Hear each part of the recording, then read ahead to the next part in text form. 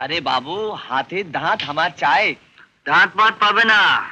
अरे आगे अपनी के तो हाथी दांत बाघे चमड़ा हरिणे चमड़ा सब सप्लाई दितेन। अरे এখন আপনার কি হলো? হবে না, বনে এখন পাহারা বসেছে। কিরে শিকারি? হ্যাঁ, বনে এখন পাহারা বসেছে, এখন হবে না। अरे जरूरत पड़े तो पहाड़ा हटिए दिन, लेकिन हाथी दांत हमार चाय। अरे আমি আপনাকে 2500 টাকা কেজি দিব। না नहीं नहीं नहीं कि बाबू 20,000 रुपया एडवांस रखें। আরে না না, টাকা নিয়ে কোনো কথা না, টাকা আপনি তুলুন। লালাজি, ও ব্যবসা আমি গুটিয়ে ফেলেছি। আরে আরে ধরে নিন, ধরে নিন। ধরে তো নিয়েছি, তবে রেটটা একটু বাড়াতে হবে। আগে ওর সব মালটা আমার হাতে আসুক। কিরে শিকারি, তোর হাতের টিপ।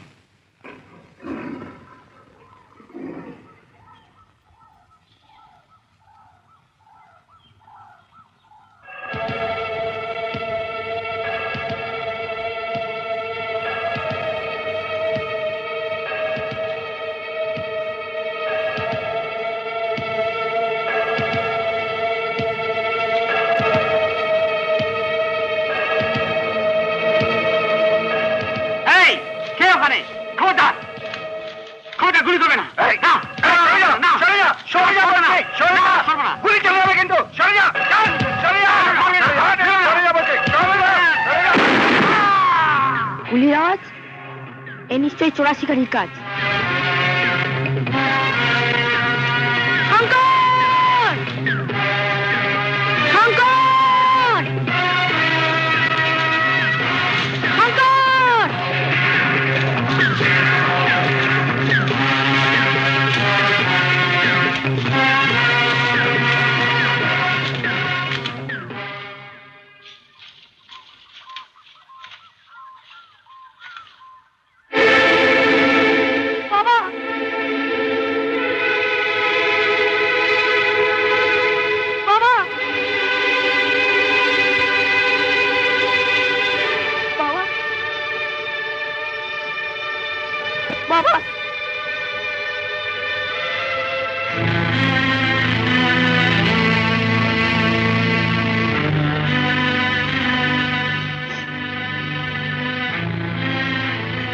যদি কোনোদিন জানতে পারি কে আমার বাবাকে মেরেছে, তবে জেনে রাখো আমার বন্ধুরা কিন্তু তাকে কোনোদিন ছাড়বে না।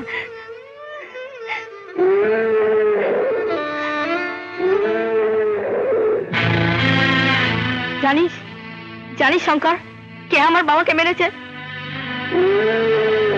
মা, মা শঙ্কর জানে আমার বাবাকে কে মেরেছে। চুপ কর রামু, চুপ কর। আজ থেকে তুই আমার কাছেই থাকবি, তোর কোনো কষ্ট আমি হতে দেব না, কোনো কষ্ট হতে দেব না।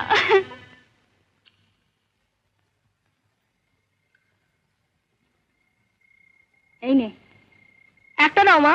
না, দুটোই খেতে হবে তোকে। না রামু। হ্যাঁ রে মালু, এই ছোড়াটা কি এ বাড়িতেই থাকবে? হ্যাঁ মা, ওর যে আমি ছাড়া কেউ নেই। বাচ্চা, নবীনের কথাটা একটু ভাব। বীজ ধান নেই বলে তো চাষের কাজ শুরু করতে পারছে না, সংসারটা টানতে টানতে নাজেহাল হয়ে গেল। তার উপর গলার কাঁটার মতো ঝুলছে এই ঝিঙ্গি ভাইঝি। আমার কথা কিছু বলছেন দিদা? হ্যাঁ গো বাচ্চা, তোমাকেই বলছি। তোমার কাকার অবস্থা এখন খুবই খারাপ, তাই সংসারটাকে একটু হালকা করতে চাইছি। আমার হাতে খুব ভালো পাত্তর আছে, তোমার কপালে তোমার সিঁথিতে সিঁদুর উঠলেই সংসারটা বেশ পাতলা হয়ে যাবে। তোমার সিঁথিতেও তো সিঁদুর নেই দিদা, সেটার কথা একটু ভাবো। দেখেছিস দেখেছিস, লেখাপড়া জানা মেয়ের কি কাঁপাচ্ছি দি। নবীন কাকা, তুফানকে বাইরে আনলে যে, কোথাও যাবে নাকি? এটাকে বেচে দেবো রে। বেচে দেবে? মা, মা, মা শিগগির এসো। মা এসো, নবীন কাকা বলছে তুফানকে বেচে দেবে। কি গো, সত্যি? কি করব বলো, জমিদার বাবু বাড়িতে কাজ করতাম, উনি ভালোবেসে জমি দিলেন, ওর সাধের এক্কা গাড়িটাও দিলেন, বললেন তো জমি ধান নিয়ে আসার কাজে লাগবে রে। তাই তো লেগেছে এতকাল। এবার ধান কোথায়, কৃষিঋণও পাইনি। ওই দিন আসলে ভয় দেখিয়ে শিবনস্ক জমি নিয়েও ঝামেলা করতে চাইছে। এক্কা গাড়ি রেখে এত বড় মানুষের দরকার নেই মালতী, এটাকে বেচে বীজ ধান কিনবো। নবীন কাকা, তুমি তুফানকে আমায় দিয়ে দাও। ওকে নিয়ে তুই কি করবি? এতকাল তুমি ওকে খাইয়েছো, এবার দেখো ও তোমার জন্য কি করতে পারে। কি বলছিস রামু? হ্যাঁ মা।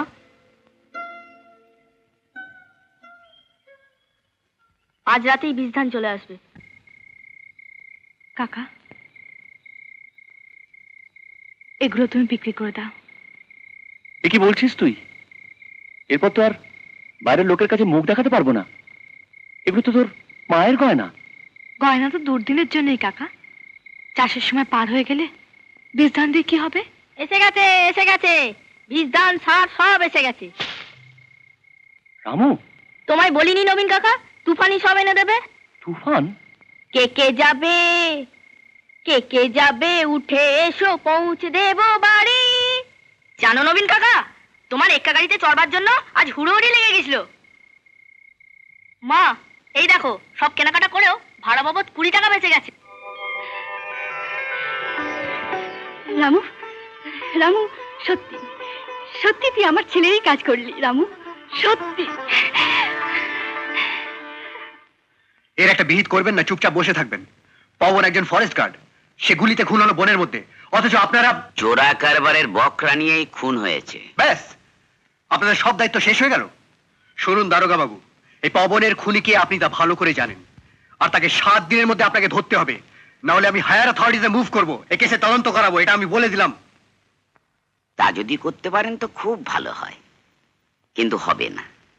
ভালো কাজকে তো সহজে হয়, সময় লাগে, বেশ সময় লাগে। খুনিকে ধরবেই? এত বড় হিম্মত ওই ডাক্তারের? তাই তো বললে। থানায় গিয়ে শাসিয়ে এলো। ডিএফও যদি এনকোয়ারি করে, ও শালা ডাক্তার তো ফাঁসি দেবে কর্তা। হ্যাঁ, আর ময়না তদন্তে আমারই রাইফেলের গুলি পাওয়া গেছে। ভয় পেয়ে গেছে। কে? আমি আছি না?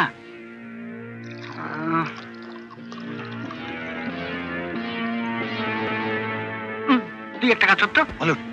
তুই ডাক্তারটাকে একটা কল দে, বল আমার অসুখ, ও আমাকে দেখতে আসুক।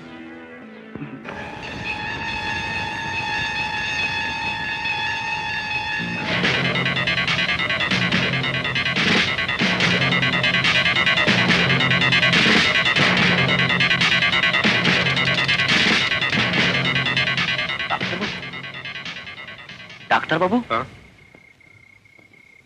আপনি এখানে? নস্কর মশাইয়ের কাছে এলাম। ওর কাছে এই সময়? না না, একা যাওয়া ঠিক হবে না। ভয় নেই, কল পেয়ে যাচ্ছি। তবে নস্কর মশাইকেও আমার দরকার। আরে আসুন আসুন ডাক্তারবাবু, কর্তা নাচ ঘরে আছেন, আপনাকে পথ দেখে নিয়ে যাচ্ছি, চলুন চলুন। পথ আমার জানা আছে।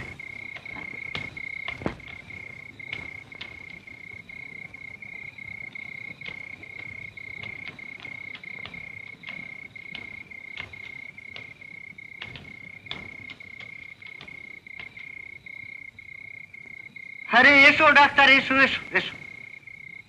ভেতর বাড়ি দিয়ে এতটা পথ ঘুরে এলে কেন? এ ঘরে আসার এটাই তো একমাত্র পথ। আরে না না, এ ঘরে আসার জন্য আমি এদিকে একটা নতুন সিঁড়ি বানিয়েছি। কেরে বুপি? আগে আমি আনার আগেই উনি এ পথ দিয়ে হনন করে চলে এলেন, বললেন এ বাড়ির পথ নাকি ওর আগে থেকেই চেনা। কি করে? ডাক্তার তো আগে কখনো এ বাড়িতে আসেনি। কি ডাক্তার? মনে হচ্ছে এ বাড়ির সবকিছুই আমার চেনা। আমাকে ভালো করে চেনার আগেই আমার বাড়ি ঘর সব চিনুন হলো। আপনাকেও চিনেছি। আরে না না, এখনো ভালো করে চেনোনি। ক্রমশ তুমি চিনবে। যাকে তোমায় আমি যে জন্য ডেকেছি ডাক্তার। আপনার অসুখের জন্য, এবং সেটা সম্পূর্ণ মিথ্যে। কি বললে? তুমি তো বেশ বুদ্ধিমান গো।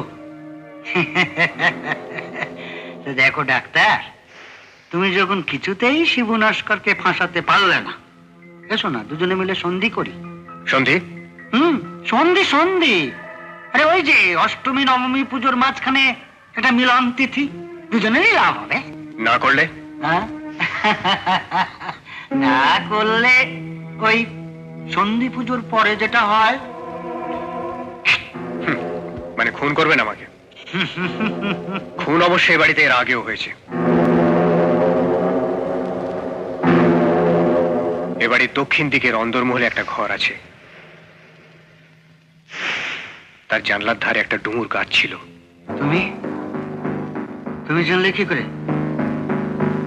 আপনার অন্নদাতা জমিদার প্রমথ চৌধুরী সেই ঘরে সস্ত্রীক খুন হয়েছিলেন। কে?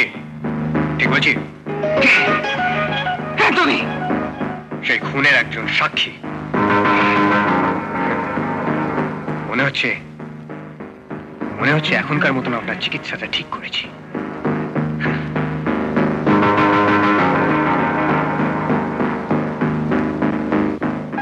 বাবু, আরে নবীন কাকা, তুমি এখন এখানে দাঁড়িয়ে আছো? চলো চলো চলো চলো। কর্তা মশাই, কালি, চিনতে পারলি? চিনতে পারলি কালি? চিনতে পারলুম কর্তা মশাই, জমিদারের ছেলে বিজু। কাল সাপ ছাড়া রাখতে নেই রে কালি, কাল সাপ ছাড়া রাখতে নেই। যে করেই হোক ওকে আমার ঝাঁপির মধ্যে ঢোকাতে হবে।